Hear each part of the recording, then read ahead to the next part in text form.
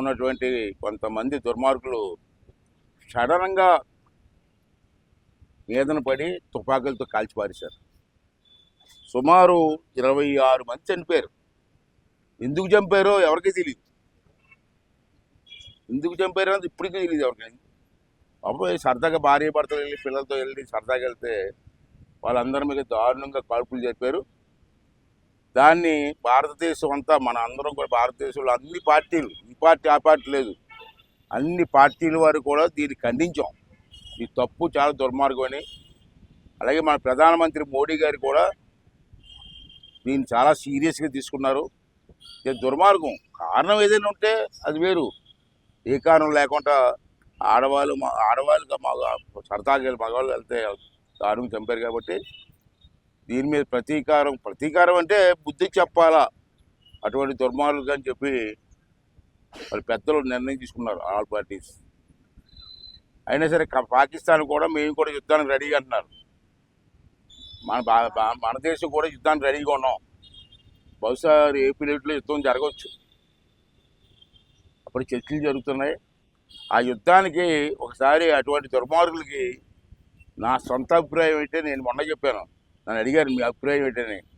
అటువంటి దుర్మార్గులు వదలకూడదు, ప్రతీకారం తీసుకోవాల్సిందే. అన్యాయంగా చంపారు 26 మందిని అని నా ఉద్దేశం కూడా చెప్పాను నేను. అదే రాత్రి కొన్ని కవింపు చర్యలు జరిగాయి. బహుశా యుద్ధం కూడా రావాలా. ఒకసారి ఆ దుర్మార్గులు అందరం తుడిచిపెట్టాలి. ఒకసారి భారతదేశంపై కన్నులెత్తి చూస్తే మిమ్మల్ని పాతేస్తామని చెప్పి ఒక సంకేతం మనం ఇవ్వాల్సిన అవసరం ఉంది. అంచేది మనం అందరం కూడా ఎందుకంటే కార్యక్రమం గాంధీ గారి పెట్టాం.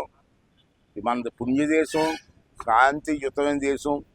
మన దేశం ఎప్పుడు కూడా తగుల కోసం కోరుకోలేదు. నేను చిన్నప్పటి నుంచి చూస్తాను గాంధీ గారి దగ్గర చూస్తే. వాళ్ళు పైకి మనం శాంతిగా ఉంటాం, కానీ వాళ్ళు వచ్చి దౌర్జన్యం చేస్తుంటే ఎన్నాళ్ళు శాంతిగా ఉంటాం? కొట్టవలసిందే. వచ్చి కొడేస్తామంటే ఎందుకు కొడతారో తెలియదు మనకి. కొడతామంటే ఊరుకుంటామా?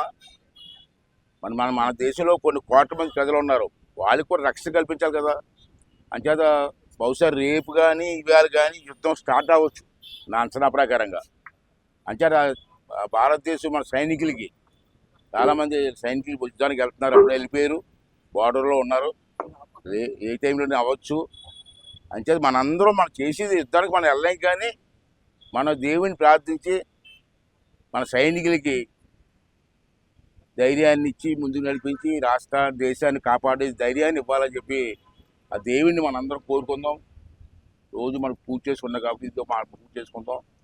మనందరం కూడా ఒక సంకేతం. నర్సీపట్నం గాంధీ గారి విగ్రహం ధరించి ప్రధానమంత్రి మోడీ గారు, భారత ప్రభుత్వం మీరు భయపడవలసిన అవసరం లేదు, భారతదేశంలో ఉన్న ప్రతి ఒక్కరూ ఆడ మగ పిల్ల అందరం కూడా మీకు అండగా ఉంటాం అని చెప్పడం కోసమే ఈ కార్యక్రమం పెట్టడం జరిగిందని చెప్పి సందర్భం చేస్తూ, అలాగే భారతదేశంలో ఉన్న అన్ని పార్టీలు రాజకీయాలు ఎందుకంటే మన దేశం అందరూ కూడా అన్ని పార్టీల వారు కూడా సంఘీభావం చెప్పి మన సైనికులకి అండగా ఉండి మన సైనికులకి ధైర్యాన్ని ఇచ్చి ఆ పాకిస్తాన్ దేశం దుర్మార్గులకి బుద్ధి చెప్పే కార్యక్రమానికి విజయవంతం జరగాలని చెప్పి భగవంతుని కోరుకుంటే, ఈ యుద్ధానికి మీ అందరం కూడా సంపూర్ణ సహకారం అందిస్తామని చెప్పి కూడా మనం ఈ సందర్భంగా మనం ప్రమాణం చేయవలసినటువంటి అవసరం కూడా ఉందని చెప్పి ఈ సందర్భంగా మనం ప్రమాణం చేస్తూ మరి మంచి కార్యక్రమాలు పాల్గొనడం మీ అందరికీ, ఆడవాళ్ళకి మగవాళ్ళకి అందరికీ పేరు నా ధన్యవాదాలు తెలుపుకుంటూ, భారతదేశం గెలవాలి, న్యాయం గెలవాలి, ఆ దేవుడు మనందరి మీద ఆశీర్వాదం ఉండాలని చెప్పి కోరుకుంటూ సెలవు తీసుకున్నాను. థ్యాంక్ యూ అండి.